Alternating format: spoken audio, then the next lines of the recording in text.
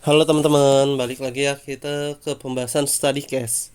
Nah, kali ini kita bakal ngebahas study case 2, mana tentang to-do list dengan MERN. Oke, langsung saja. Nah, fitur yang akan kita buat yaitu yang pertama ada persiapan. Saya bahkan fitur yang akan dibuat harusnya. Ini apa? Yang akan kita lakukan harusnya. Oke, sama aja ya. Pertama ada persiapan, yang kedua itu kita membuat back end, yang ketiga membuat front end. Yang pertama persiapan, justru untuk segala sesuatunya itu kita perlu persiapan teman-teman, apalagi dalam pembuatan website. Yang pertama kalau kita membuat website itu kita harus persiapan. Yang pertama itu fiturnya, apa aja fiturnya, terus tampilannya gimana, terus alur programnya gimana gitu ya, dan seterusnya gitu. Cuman kali ini kita bakal untuk persiapan itu semua cukup di bagian code editor aja ya, sama persiapan database. Jadi untuk codingan dan segala macam udah saya siapin. Oke, kita lanjut. Nah, saya untuk persiapan yang pertama kita akan mempersiapkan Node dan npm. Sebelum memulai kita harus menyiapkan lingkungan pengembangan teman-teman. Berikut adalah laptop dan perangkat lunak yang perlu diinstal. Yang pertama itu ada yang namanya Node.js dan npm. Apa sih Node.js itu? Nah, Node.js itu adalah runtime untuk menjalankan JavaScript di luar browser. Dan npm itu adalah manajer paket untuk JavaScript. Oke, bakal installin dulu ya Node.js dan npm. Jadi kalau udah install Node.js ntar npm juga ikut gitu teman-teman. Unduhnya dari nodejs.org nih teman-teman. Terus ikuti instruksi pemasangannya di websitenya udah ada. Kalau kalian belum ada gitu Node.js sama npm ya. Oke, selanjutnya ada verifikasi instalasi. Yang pertama itu kita buka terminal atau command prompt ya. Kalau udah keinstall, pastinya kita bisa ngeliat versinya dengan cara mau ngeliat versi Node.js minv, not minv, terus npm minv kalau mau lihat versinya npm gitu teman-teman. Oke, untuk persiapan selanjutnya itu ada database dan code editor. Nah, database di sini yang akan kita gunakan yaitu MongoDB. Apa sih MongoDB itu? MongoDB adalah database NoSQL atau NoSQL ya, yang akan kita gunakan untuk menyimpan data. Oke, sekarang kita ke proses install MongoDB. Untuk MongoDB di mongodb.com ya teman-teman. Lalu ikuti panduannya, di sana juga ada get started-nya di websitenya, jadi kalian bisa ngikutin langkah-langkah cara mengunduh dan menginstalasinya gitu. Oke, yang kedua kalau MongoDB sudah terinstall, kalian bisa menjalankan MongoDB. Gimana caranya? Pastikan MongoDB berjalan dengan mengetik mongot gitu teman-teman. Oh ini jadi servernya harus berjalan dulu, kalau nggak berjalan ya nggak bisa gitu. Jadi caranya itu net MongoDB start sama net MongoDB stop itu ya, untuk perintah menghidupkan dan mematikan server ya teman-teman. Oke, yang ketiga itu kita harus punya code editor. Kalau nggak punya code editor kita nggak bakal bisa ngoding dan nggak tahu di mana tempat untuk ngodingnya gitu. Dengan code editor sini saya pakai Visual Studio Code teman-teman. Terserah kalian mau pakai Atom ataupun Notepad++ dan lain-lainnya gitu ya. Oke, sini kita akan membuat backend yang kedua. Persiapan untuk membuat backend itu sangat mudah teman-teman. Kalau kalian sudah menguasai basic-basicnya. Di sini saya mempermudah teman-teman biar mengikutinya juga jelas gitu ya.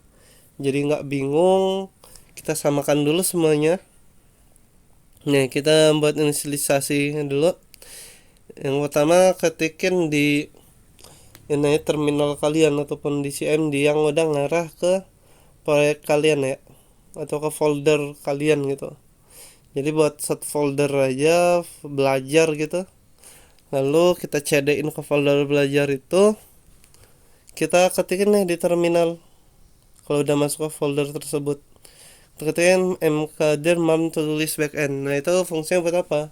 Itu kita bakal ngebuat directory dengan nama man to do list backend, atau kita akan ngebuat folder ya, directory folder gitu. Selanjutnya kita masuk nih cd man to do list backend. Cd itu fungsinya untuk masuk ke dalam folder yang udah dibuat. Nah selanjutnya kalau kita kan tadi udah install npm, udah install Node.js sama npm ya, jadi kita inisialisasi dulu.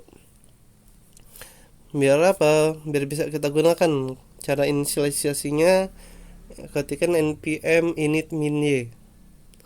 Lalu kita bakal install express mongoose course. Caranya npm install express mongoose course. Ya di sini udah ada 3 ya. Kita install express, install mongoose, sama install course. Gitu teman-teman. Express ya buat di backendnya, mongoose itu buat di MongoDB-nya untuk database, course ini untuk menyatukan port. Jadi ada backend sama frontend itu portnya bakal beda teman-teman. Misal untuk backend 5000 portnya, terus frontend 3000. Nah caranya gimana biar port ini saling terhubung gitu, saling bisa berkomunikasi? Kita pakai course itu teman-teman. Jadi tanpa course itu mereka ya nggak bisa berkomunikasi. Ini karena kita masih di localhost ya teman-teman. Oke, selanjutnya kita ini ya, install nodemon dengan perintah npm install min-save min-dev nodemon. Caranya, fungsinya buat apa? Nodemon itu fungsinya untuk dia merestart secara otomatis teman-teman. Jadi ketika ada perubahan kode di backend ataupun front enter ya, ketika sudah kita ubah ada perubahan kode, kita Ctrl S, maka nodemon nanti secara otomatis bakal ini teman-teman nge-restart servernya gitu. Jadi nggak perlu kita matiin hidupin lagi gitu, nggak perlu kita npm start terus kita Ctrl C untuk memberhentinya, nggak perlu. Cukup kita install nodemon, maka dia bakal nge-restart secara otomatis kalau ada perubahan di kode itu teman-teman.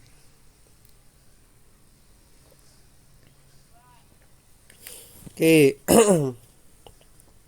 Yang selanjutnya itu kita ngebuat folder config.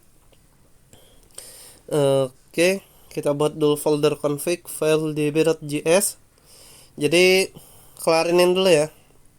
Kalau ini udah kelar, kita buat folder namanya config. Di dalam config ada file namanya db.js.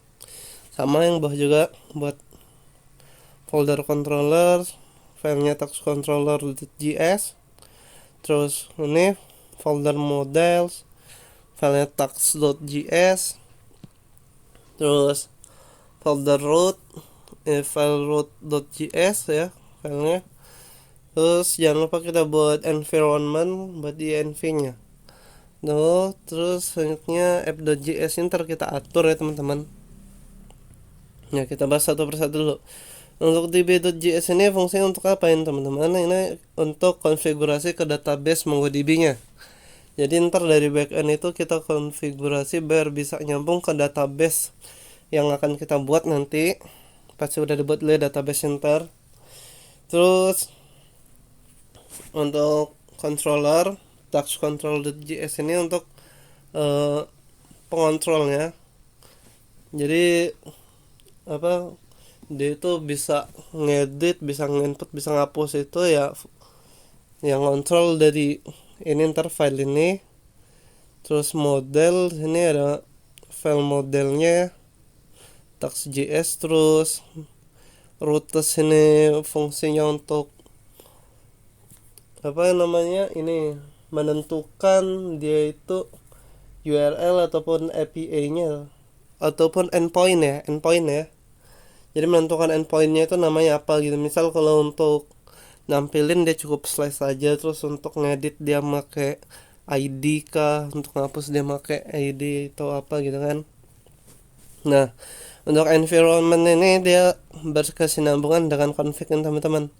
Jadi environment ini ruang lingkupnya sih ini apa sih server kita gitu teman-teman.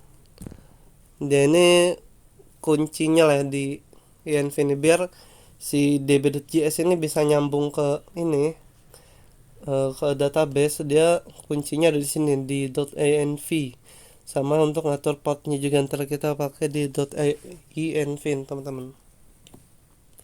Mungkin masih belum cukup jelas ya karena kita belum ini apa mencoba membuatnya. Kalau udah dicoba buat pasti ntar jelas gitu, lebih jelas.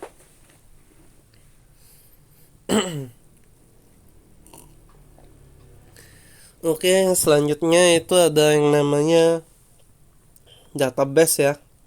Kalau semuanya tadi udah kelar, udah kita buat step by step, selanjutnya ntar kita bakal ngebuat yang namanya database pakai MongoDB. Nah kalau teman-teman pakai CMD kayak saya di Windows ya, untuk apa biar server MongoDB ini berjalan itu caranya yang seperti saya bilang tadi, net start MongoDB sama net stop MongoDB kalau mau nyetopnya gitu.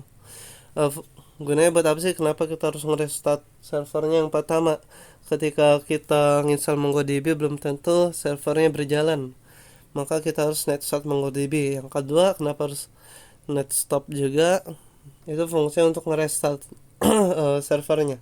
Ketika kita mau ada perubahan di MongoDB nya, di config-nya, maka kita harus ini nge-stop servernya dulu, baru kita kasih perubahan, lalu kita start lagi. Jadi otomatis dia kesimpan dan restart itu bersinkron ya teman-teman. Terus selanjutnya kita ketikin perintah nih. Kalau udah ini ya udah berjalan gitu servernya, kita ketikin mongot ataupun mongoose gitu. Mongos gitu ya. Nih ketikin mongot ataupun mongos. Mongos. Kalau kalian nggak bisa pakai mongot ya pakai mongos gitu teman-teman. Perintahnya ya. Selanjutnya kalau kita buat database-nya dulu dengan perintah use to do list db. Kalau udah kita buat usernya, rules sama password ya teman-teman. Jadi perintahnya tuh db create user, ini ngebuat user dengan username to do list user. Nah terserah kalian sebenarnya membuat apa, mau kayak apa gitu buatnya, mau pakai nama apa maksud saya. Tapi lebih mudahnya ya biar sama aja dulu biar nggak bingung. Terus shackle password 123.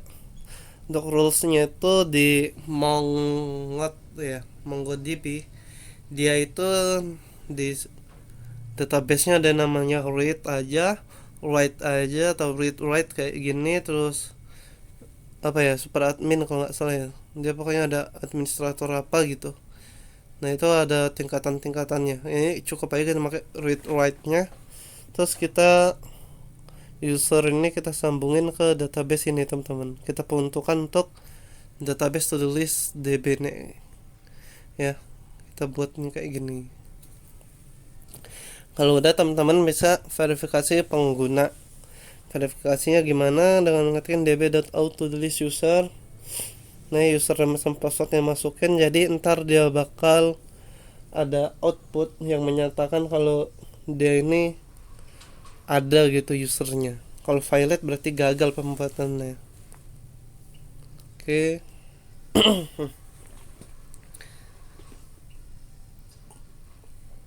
Yang ketiga, kita membuat front end. Untuk persiapan front end ya apa aja. Nih di front end sendiri dia ada ini, kita mau inisialisasi sama aja kayak mau apa back end tadi. Caranya ini memakai npx create app. Nah npx ini sebagai npm tadi ya. Terus create app ini kita ngebuat react pakai CRA gitu, create react app. Lalu nama foldernya itu kita kasih mount to do list front end. Setelah itu kita cd mount to do list front end nya, lalu kita install Axios teman-teman. Fungsinya apa Axios ini? Axios ini fungsinya untuk menjembatani antara API dari backend ke front end gitu teman-teman. Terus selanjutnya di front end juga kita bakal ngebuat folder yang namanya komponen. Di dalam komponen itu ada dua file, nanti ada tax.js sama taxlist.js. Ntar file app.js nya kita atur juga. Kayak mungkin itu aja sih persiapannya ya. Biar lebih jelasnya bakal Visual Studio Code kalian ini saya jelaskan sembari kalian bisa ini ntar bisa ngeliat kodenya. Oke, bukan ini ya, sabar. Tulis backend. Oke, ya teman-teman, kita fokus ke sini dulu. Ini dia folder, bisa dilihat man to do list backend. Oke, di dalamnya itu kalau kita udah inisialisasinya pakai npm init min-nya itu, ntar kita dikasih nih apa ya, dia ada node modules, ntar ada app.js, packet log json, packet json. Packet log json ini fungsinya buat apa? Dia ini berguna ketika proyek kita masukkan ke GitHub, ada orang mau pakai proyek kita, jadi dia cukup npm install atau npm init gitu ya. Jadi dia ini fungsinya untuk catatan-catatan apa saja yang terinstall di proyek kita gitu. Jadi dia bisa otomatis ke install. Terus di sini ada packet.json. Ini apa ya, inti-intinya gitu yang keinstall di proyek kita. Ini teman-teman, dia ada course ya, ada .env, ada express, MongoDB sama Mongoose. Ini node mount-nya udah kita install tadi ya. Kita balik lagi ke backend. Nih, dia kita install express, Mongoose course udah ada, node mount udah ada. Oke, lalu udah kita buat ini folder config ya. Ya, folder config, filenya db.js. Bisa diperhatiin ya, sini dia saya kecilin dulu. Nah, sini ada konfigurasi. Kita ini ya, Mongoose-nya kita panggil sini, terus ini untuk connect ke DB pakai assign, kita kasih try cat. Try itu fungsinya untuk memeriksa apakah ada error di kode kita. Kalau tidak ada error, maka MongoDB berhasil sukses. Nggak ada error antara ini ya, seluruh file sama koneksi ke database-nya. Oke. Terus kalau catch ini fungsinya untuk error teman-teman.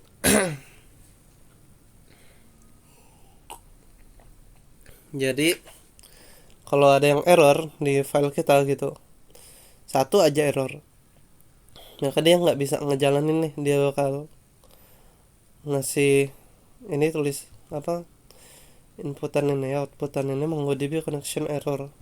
Errornya apa nih? Kan error.message, ntar bakal ditampilin nih fungsinya gitu. Jangan lupa kita export. Oke, bisa kalian ketik dulu sebelum kita lanjut.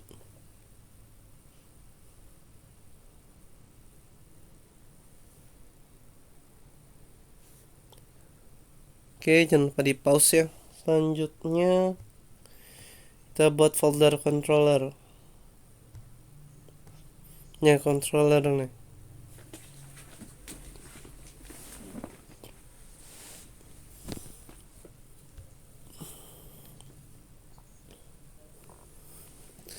Oke, sebelumnya saya mau notice dulu. Jadi sebelum kalian ke study case MERN ini, kalian harus benar-benar udah ada basic pengetahuan tentang MERN ya. Jadi biar nggak bingung-bingung banget gitu. Seenggaknya kalau kalian sudah ada basicnya itu, kalian ngikutin nggak bakal bingung sih insyaallah. Karena saya udah menyederhanakan sesederhana mungkin. Oke, sini ada folder text controller. Nah, untuk mengatur seluruh controller yang ada pada website kita nanti. Oke, di sini kita manggil model dari tax. Kita export ya, get tax ini. Lalu di sini ada try catch. Bisa dilihat nih status 500 itu error. Kalau ditemukan dia lanjut gitu ya ke tax, ke res.json. Kalau dia ada error dia langsung masuk ke catch gitu. Terus di export create tax. Nah, ini fungsinya ini untuk nampilin ya. Yang ini untuk membuat catatan nanti, karena kita kan mau ngebuat aplikasi ya. Dia itu tentang to do list. Pasti kita bisa ngetikin list kita apa aja ya di catatan itu. Terus kita buat ini export script tax. Kita assign dulu requestnya. Lalu dalam functionnya kita buat const text. Lalu ada try-nya juga di sini ya. Jadi di sini bisa ngebuat tax baru, bisa nge-save. Terus statusnya 201 nih. Kalau error ntar dia statusnya 400 gitu. Oke, jangan lupa diketik dulu aja.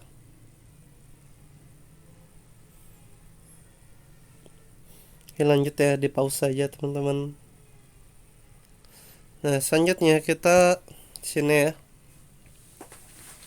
Kita buat juga yang namanya fungsi untuk update tax. Jadi di ini di to-do list kita nanti kita bisa mengupdate tulisannya gitu, bisa kita edit.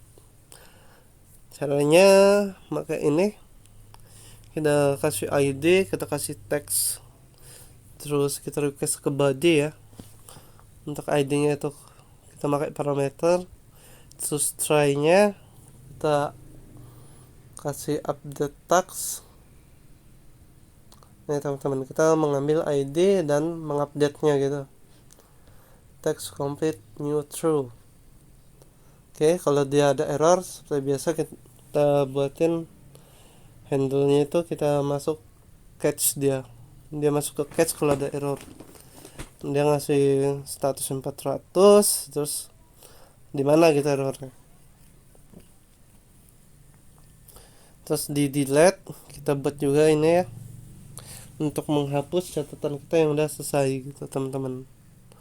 Export delete, assign, terus kita kasih request, kita kasih find apa, kita ngambil ID-nya ya. Terus kita ke delete. Nanti kalau ada error, ini bakal munculin errornya mana. Terus pakai kode 500 gitu teman-teman. Oke. Kita lanjut ke apa tadi, model ya sekarang. Model. Nih. Di folder models di sini kita kasih tax.js. Ini cuma untuk modelnya doang ya, jadi sederhana ya. Dia nyambung ke Mongoose, terus ke tax skemanya nih, kita buat tax skemanya. Di Mongoose skema dia tuh di teksnya tipenya string, harus wajib diisi ya, required. Terus kalau udah complete kita kasih boolean. Complete itu dia ntar kita kasih checkbox kalau tax itu udah selesai gitu, checklist ya teman-teman. Jadi kita kasih boolean, karena boolean itu kan dia cuma ada dua ya keputusannya, false or true. Jadi kita defaultnya kita kasih false dulu. Kalau udah di checklist ntar dia baru true gitu teman-teman. Oke, jangan lupa di export ya. Selanjutnya dari routes, buat folder routes ya. Nih folder routes nih. Di folder routes dia file taxroutes.js.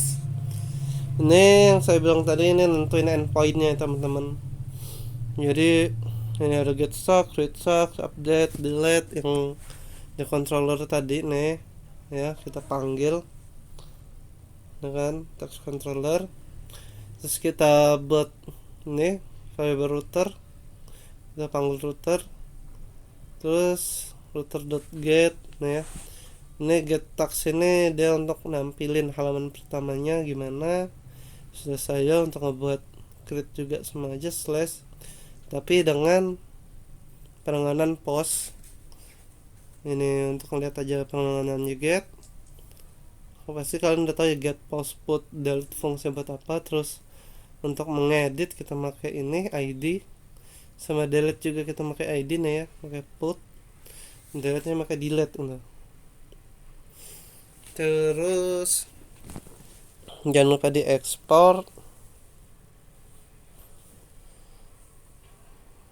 Oke, selanjutnya dari text tadi udah, model rute sudah. Nah ke environmentnya, nah kita buat dulu titik env nih. Fungsinya buat apa? Yang seperti saya bilang tadi, ini untuk ngatur port backend kita nih. Terus kita kasih ini Mongo URI. Udah saya bilang kunci untuk si db.js biar nyambung ke database itu ada di Mongo URI nya teman-teman.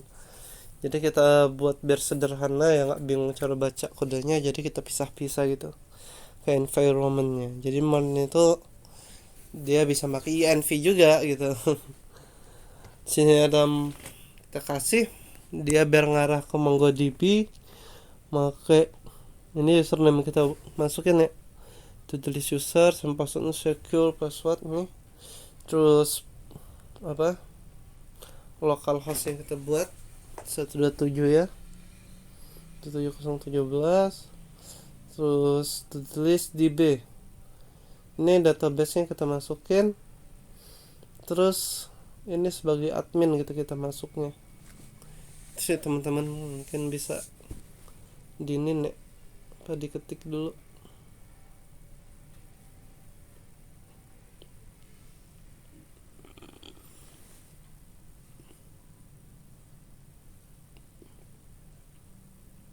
Oke. Selanjutnya kita ke pembahasan app.js backend ya. Nih ya. Nah di app.js itu pasti kita panggil library express, library.env. Ini biar bisa ngeliat ke env nya ya, .env ini. Terus kita panggil ini, kita panggil config db nya untuk connect ke database. Terus taxroutes nya kita panggil sama course nya gitu. Kita panggil karena app.js ini file intinya gitu dari apa website kita, ntar course nya gitu ya, bukan course ya, core gitu. Kalau inti kan bahasa Inggrisnya core ya. Core nya gitu teman-teman. Oke, bisa diketik ya, bisa di pause. Kita buat ya connect db express app.use course itu kita pakai. Terus untuk endpoint ya ini, jadi dia itu selalu diawali dengan API text gitu, API text. Terus portnya proses.env port 5000 nih. Nih teman-teman kita masukin ini kalau servernya berhasil ngerunning. Ntar server running on port 5000 karena port ini 5000 gitu. Oke. Untuk backend mungkin cukup itu aja teman-teman. Kalau bingung bisa ditanyain ntar ya di kolom chat, di kolom komentar, atau bisa DM. Nih jangan lupa nih diketik ulang ya. Ini juga.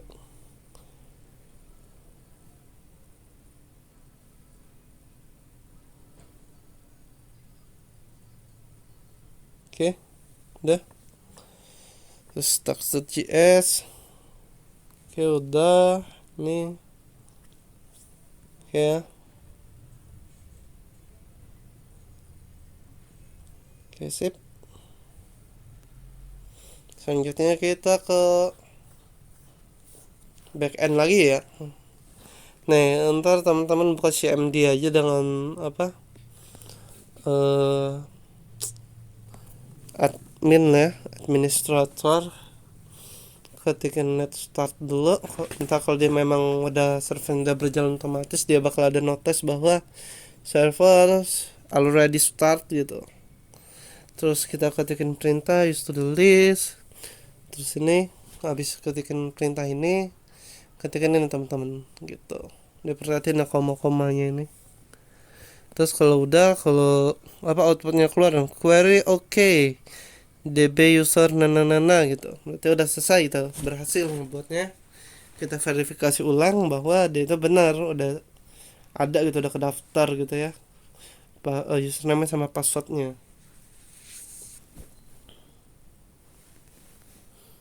Oke, mungkin bisa di pause terus di screenshot atau ketik ya. Sini kita ngebuat front end.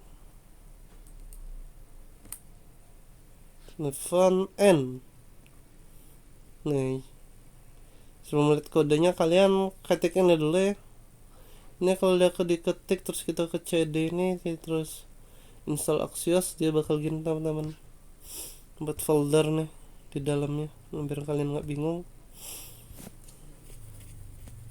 Gini ya, kita fokus ke front end sekarang. Terus sini ada node modules, public, terus check it, ignore, sama aja sih tuh. Oke, kalau udah diinstal Axiosnya ya, dia bakal ada sini nih kalau Axios udah diinstal gitu teman-teman. Lanjut, kita buat folder komponen dulu di src yang pasti. Buat folder komponen dengan 2 file ya. Ya benar nih, komponen tax.js sama taxlist.js.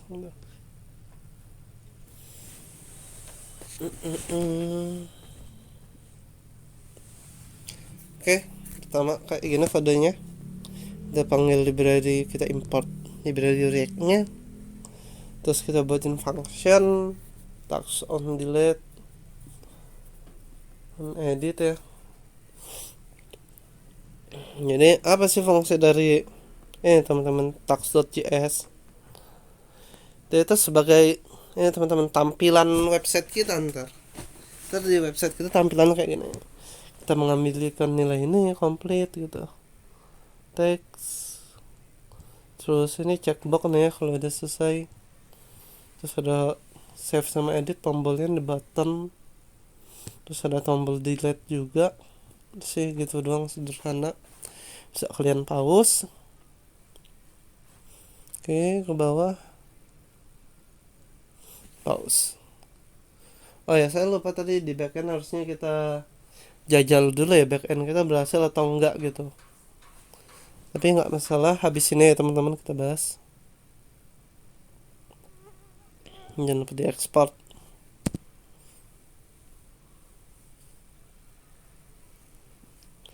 Terus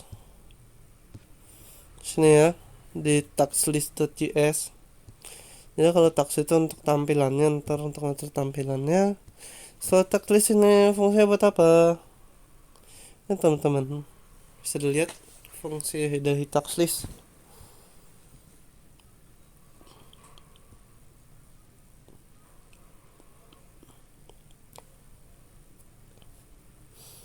ya. Dia ada input, add a new task gitu, dia ntar nyediain ini inputan ini. Terus ada juga nih kita buatin task map. Ini fungsinya biar di key-nya itu ada ID, task itu task gitu kan kita panggil. Untuk delete nya panggil ini toggle complete sama edit gitu. Oke, bisa di kalian pause dulu.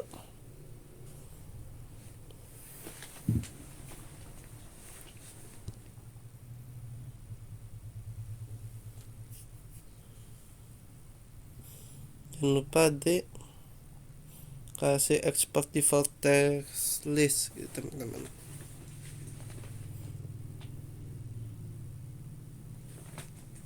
Oke, udah. Kita atur di bagian file app.js nya.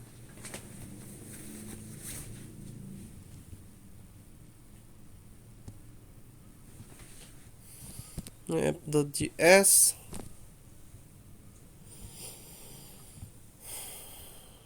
Nah, ini app.js dari ini ya, folder frontend. Sebiasa kita panggil ini, kita import. Ini ada style juga, kalau mau pakai style kayak saya. Kita kasih function. Kita pakai use effect di sini teman-teman. Fetch text. Pakai fetch kita di sini. Terus ini kita API-nya kita ambil dari backend, bahwa kalau 5000 API text ini ya ini gitu. Responnya apa? Jadi dia ngapain nih? Gitu kan, set task misal, terus add task gitu untuk nampilin, terus untuk ngedit, untuk nambahin task. Nah itu. Terus ini juga untuk ngedelete, kita panggil pakai ID di sini untuk delete nya. Metodenya apa? Metodenya delete, jangan lupa delete. Sudah sini metodenya, jangan lupa post ini metodenya. Terus ini toggle komponen, toggle complete untuk checkbox enter. Nih kita panggil sini pakai ID gitu untuk apa ini, memperbarui untuk mengedit put itu kan. Kita panggil API nya. Terus sudah sih teman-teman, itu aja, cukup sederhana kodenya. Nah itu kita return, panggil semua di sini. Oke, bakal saya scroll pelan-pelan.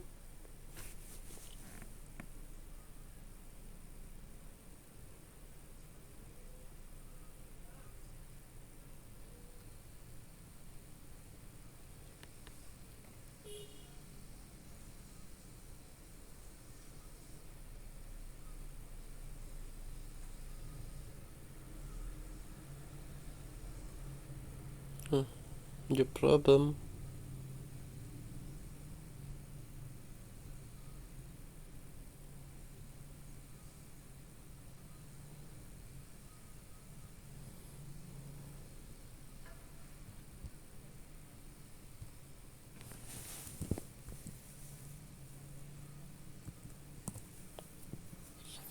Oke, ini bisa kita abaikan dulu.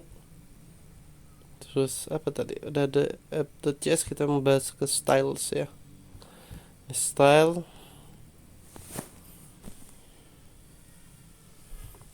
Oke, udah. Silang aja. Pesannya gini doang sih. Dia sederhana aja biar ngatur itunya tuh rapih dikit. Oke, udah tadi ya untuk front end. Cuma untuk itu kita bakal ngetes gitu. Wih, kita tes dulu ilmunya. Wih, tes ilmu jadinya.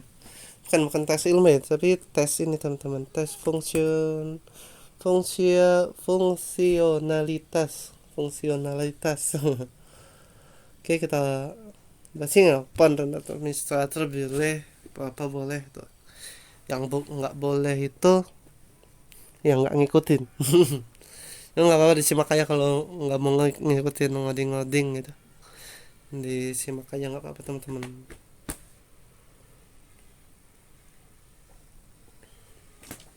Yang pertama ya, kita lihat di rutes teman-teman biar nggak bingung. Kita perhatian rutesnya.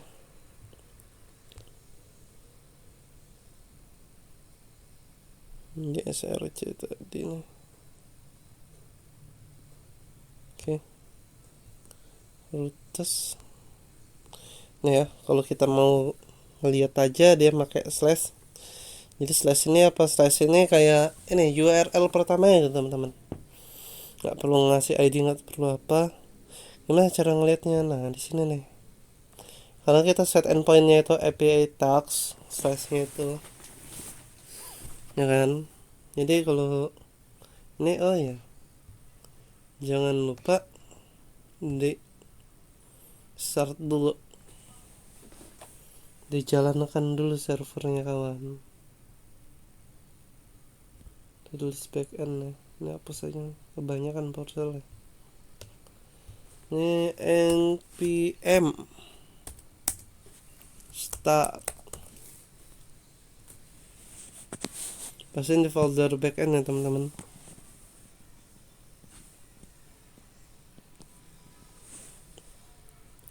Oke, running on port 5000 sukses ya. Alhamdulillah, insyaallah sukses kita. Oke, kita pakai di sini tidak get post put page delete dan lain-lain gitu ya.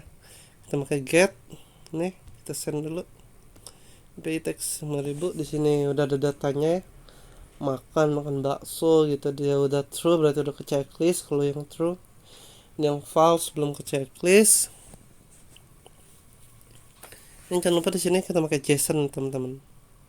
Kita pakai JSON biar mudah aja sih. Terus di situ nih ya, kamu post cukup ini post ditulis apa jam 7 malam belajar coding. Oke, ini mau kita kasih true, dia bakal tetap false teman-teman karena kita aturnya untuk defaultnya itu false. Nggak percaya nih, kita post langsung dia tetap false tuh ya.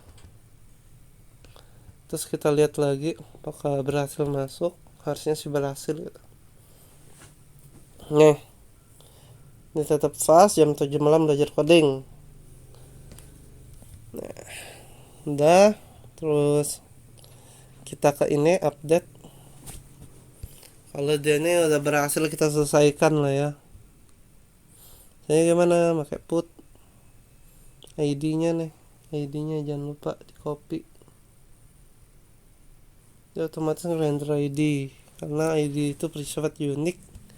Jadi ya udah beda-beda gitu. Oh ini baru boleh true dia. Oke, kita hapus, kita lihat lagi.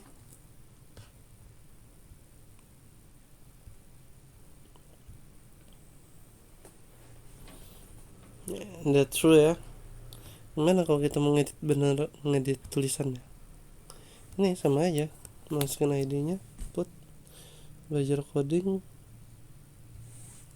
Saya suka channel YouTube Cina Vista gitu. Kita send. Nih, udah ya, udah keedit. Kita lihat lagi hasilnya.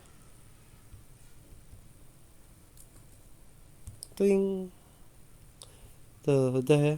Saya suka channel YouTube Cina Vista gitu.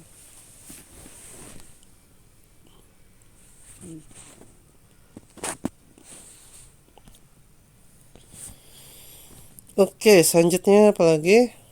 Dia bisa nge-delete. Kita buat Kita delete aja yang ini, atau enggak kita buat satu lagi ya, kita post satu lagi.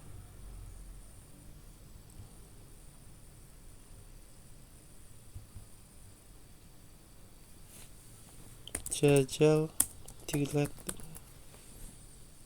send, kita get,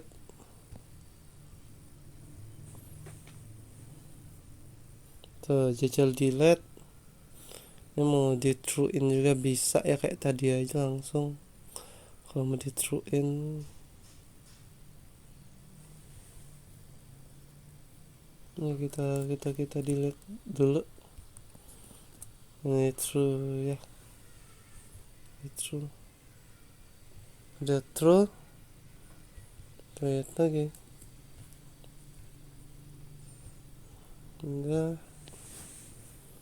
udah complete true gitu. Tinggal kita hapus, delete. Itu untuk ngetes yang delete pakai ID ya teman-teman. Jadi text delete gitu, message itu get lagi, terus kita hapus ID-nya, hapus, pasti udah nggak ada gitu. Terus gimana kalau yang tadi kan udah kita true in, kita buat lagi nih yang belum di true in, coba pause, jajal delete, kita buat lagi jajal delete, ada lagi gitu. Pastinya dengan ID yang berbeda ya, kalau udah di itu bersifatnya unik, gak sama, beda. Sama kuda teman-teman, guys, beda. Kita mau ini put, mau kita edit dulu. Edit apa ya, jajal delete, gaskan. Nah nih, lihat gaskan, udah ada gitu. Udah ada, wes ono, wes eneng gitu ya. Jajal delete, gaskan, bisa ya. Terus kita delete. Ini juga true tuh. Mau delete false tuh nggak apa-apa gitu, bisa. Saya mau delete aja. Tuh udah. Kita lihat, jangan lupa dihapus.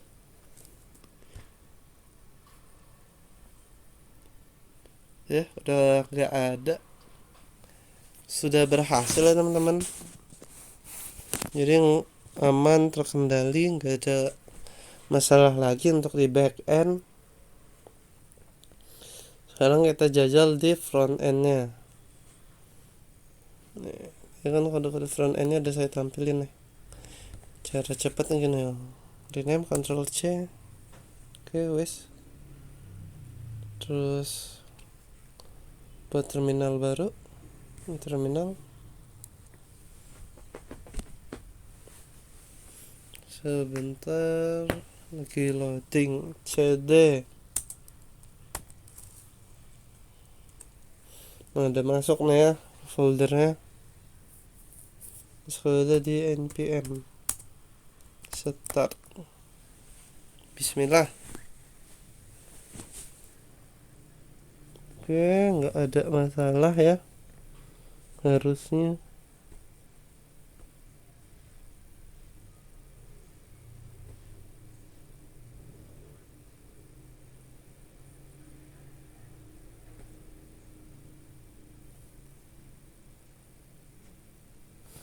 Nah ini ya, jadi dia udah ada ini jam 7 makan malam, checklistnya kita lepas, terus di pulang kuliah ini kita hapus ya. Kan ada nih pulang kuliah nih ya, nih pulang kuliah coding tuh. Coba ya, harusnya sih emang ini ya teman-teman. Emang berkesinambungan karena kan back end ya gitu. Coba kita get lagi, kita lihat. Nah ini false. Nah udah habis ya, udah hilang, udah kita delete. Terus ini kita edit, jangan yang ini kali ya, save. Oke, kita edit yang ini, nanti lagi nobar coding, save. Oke, berhasil ke save, target. mobile coding tuh ya, true. Terus gaji yang makan kita delete lagi makan ya, makan kan ada nih makan. Nah udah berhasil ke delete, kita refresh lagi makan, hilang tuh makan. Itu sih teman-teman. Oke, ini belum kita coba ya untuk ngebuat barunya gitu. Misal mau makan seafood, nanti habis makan minum air dugan, habis itu tuh shopping. Kita lihat apakah ada yang kita tambahin ya. Mau makan seafood, nanti habis makan minum air dugan, habis itu shopping gitu ya. Kurang shopping ya, bisa kita edit, tenang aja. Ada fitur yang memudahkan kita mengedit. Shopping, save, anjay kelas. Astagfirullah, gak bilang ngomong kasar. Shopping, tuh dah. Oke, udah berhasil ya front and back end ya.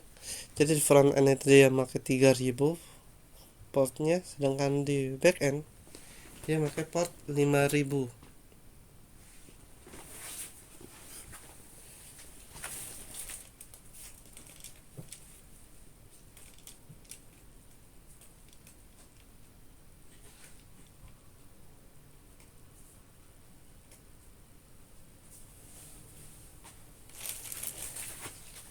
Oke, boleh dicoba-coba dulu teman-teman.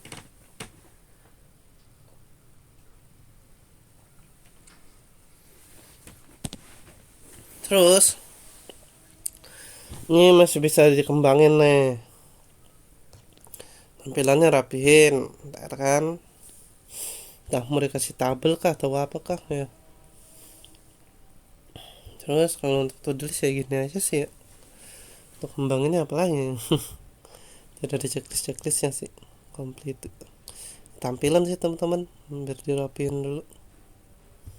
Ini tuh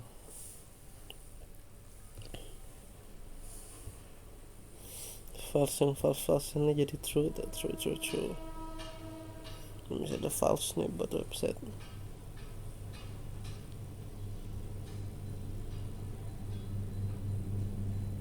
Ini kita true in aja semua. True semua ya. Sip. Pastiin kalian itu berjalan servernya, jangan sampai nggak berjalan ya. Kalau nggak berjalan dia nggak bisa teman-teman, mau dari server Mongonya kah atau dari server backend ya, harus berjalan semuanya gitu teman-teman. Nah, kalau mau minta kodenya ntar di kolom aja, di kolom komentar, terus bisa saya kasih link. Cuma kalau itu ya bagusnya teman-teman ngetik sendiri gitu, jadi lebih paham lagi alurnya gimana, terus fungsi buat apa. Kalau ada error palingnya typo itu teman-teman, kalau nggak konfigannya nggak benar. Jadi kalau ngikutin dengan teliti ya benar, pasti nggak ada typo, nggak ada rusak gitu.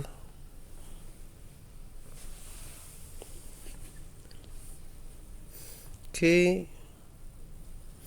Nah, kalau kita matiin apa nih backendnya, kita matiin backendnya, coba matiin backendnya, apa yang terjadi. Backend mati, refresh, mati semua ya. Ini dia error, backendnya mati, dia ini. Wah, respon lama tuh. Ini kita nyalain lagi backendnya teman-teman. Pengen start. Ya kalau untuk matiinnya tadi Ctrl C ya. Coba Udah hilang, kita refresh. Udah hilang, ini udah tampil. Terus kita send lagi, tampil gitu. Terus itu teman-teman, front end ini coba kita matiin front end.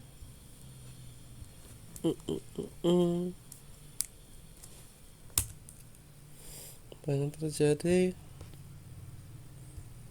Server front end mati. Situs tidak dapat dijangkau. Portnya mati. Servernya. Nyalakan lagi.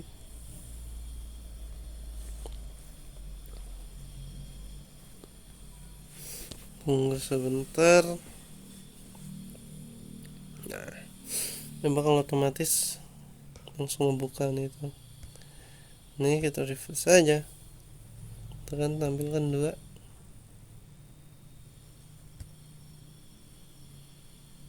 Itu sih teman-teman.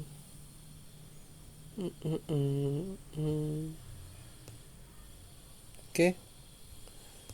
Kita lanjut. Selanjutnya itu kita akan lanjut ke studi case 3.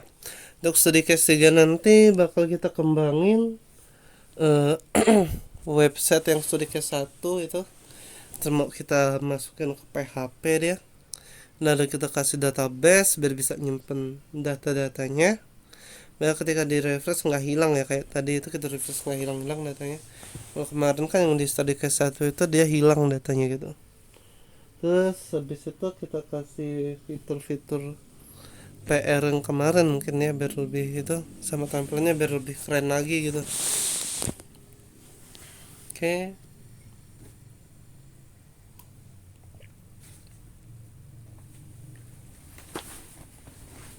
Terus nanti kita kasih tambahan logika buat scannernya ya. Karena yang studi case 1 kemarin kan belum saya kasih. Terus ntar dikasih ID aja. Jadi selagi datanya ada di database, saya pakai ID gitu. ID-nya drop down aja. Jadi ntar pencet ID keluar semua gitu. Ya nggak nyulitin orang, harus kan kadang orang kalau kemarin kan disuruh ngetikin misal pena, harus ngetik pena gitu. Kalau typo kan bisa makan banyak waktu. Sama kemarin itu orang nggak bisa beli lebih dari satu produk ya di resinya. Ini ntar bisa kayak di minimarket gitu, dia ntar resinya bisa banyak produk. Bisa lebih 5 produk ya, ada banyak produknya, ada 5 ntar resinya. Itu sih teman-teman. Kalau untuk yang saat ini kan udah sih gini aja dulu. Semoga nggak ada kesusahan ya. Kalau ada kesusahan boleh di DM aja di TikTok saya, ada di sikam_dev. Di IG saya Muhammad Jinan. Kalau di YouTube bisa di komennya, ntar kolom komen. Oke.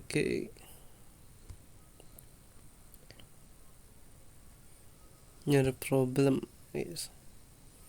Nggak masalah nih. HTTP JSON paketnya Nabil. Schema form HTTP JSON nih. Mau dia lah, harusnya nggak ada problem. Suka saya ngatur gitu kan.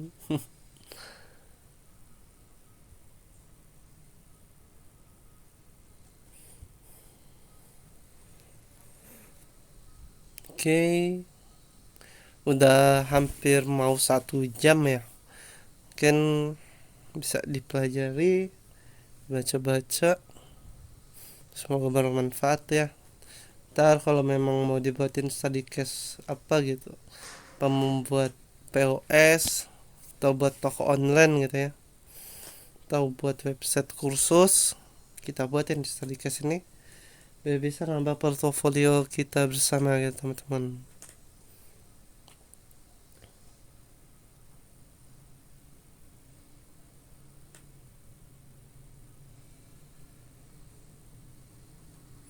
Oke, terima kasih teman-teman. Udah malam, selamat malam. Jangan lupa di like, subscribe, dan komen ya. Channel YouTube-nya dukung sampai 1 juta subscriber biar bisa dapat AdSense ya. Oke. Bye bye.